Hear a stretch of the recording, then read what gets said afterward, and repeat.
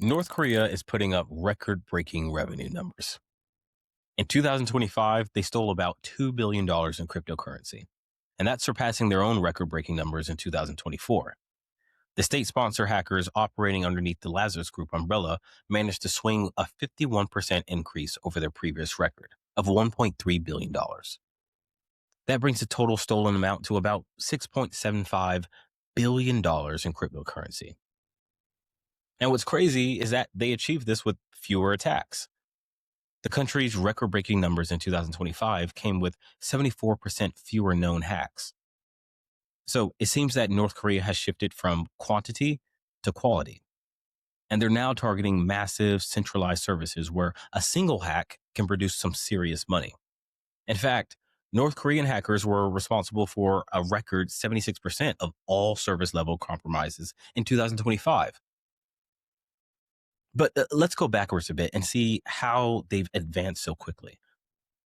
You see, North Korea has been building its cyber army since the mid-1980s. They started by establishing the Miram College, which is now renamed the Pyongyang Automation University. It's where they train their quote-unquote cyber warriors.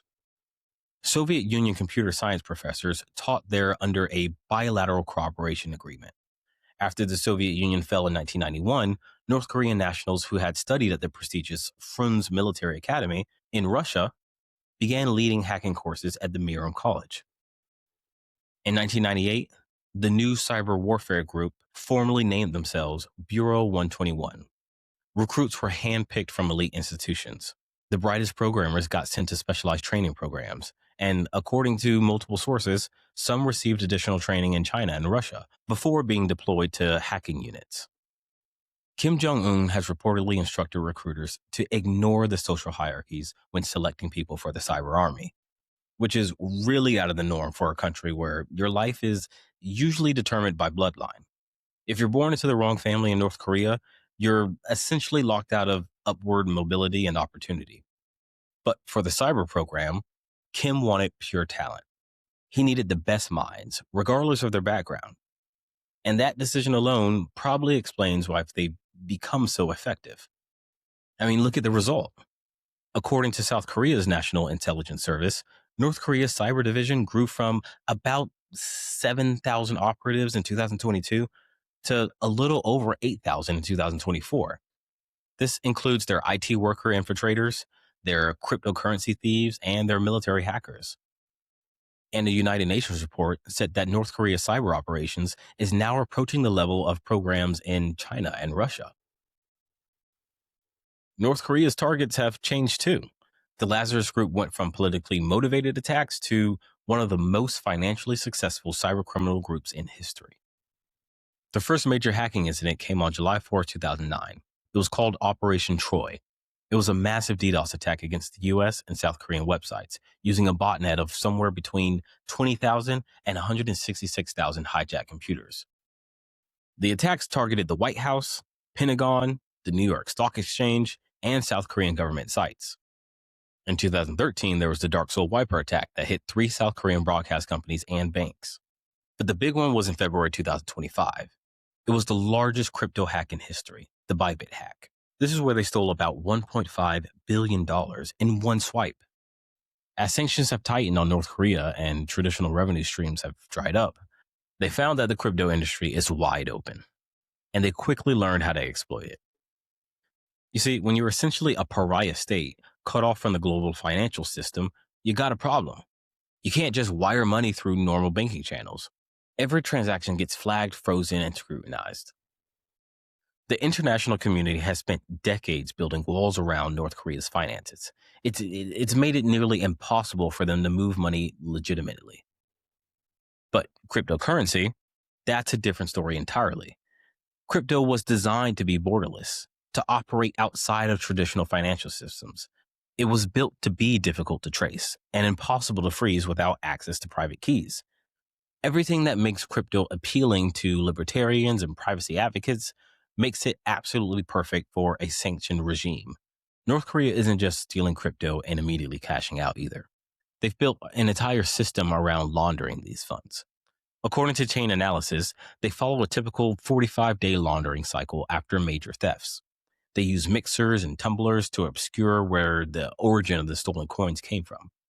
They move funds through dozens of wallets, sometimes hundreds, creating a maze that's super difficult to follow. They convert between different cryptocurrencies and they use decentralized exchanges. They exploit cross-chain bridges. By the time the money comes out on the other side, it's been so thoroughly laundered that trafficking it back to the original theft is nearly impossible. One of their key facilitators is the Huani Group. It's a firm based in Cambodia that the U.S. government recently sanctioned. The Treasury Department estimated that Huani processed at least $4 billion in illicit funds between 2021 and early 2025. Let's put the scale of this in perspective. North Korea's entire GDP is estimated to be around 26 to 28 billion. These cyber operations are generating roughly 7% of the country's entire economy in a single year. In the early days, they were using essentially simple methods, DDoS attacks, basic malware, brute force. But as the crypto industry matured and security improved, so did North Korea's methods. Now, their current playbook is sophisticated and it's patient. They start with a lot of recon. They spend months, sometimes over a year, studying a target. They're looking at the company structure, their security setup, their employees, their vendors, everything. They're mapping out the entire attack surface before they even make a move. One of their favorite methods is what's called a supply chain attack.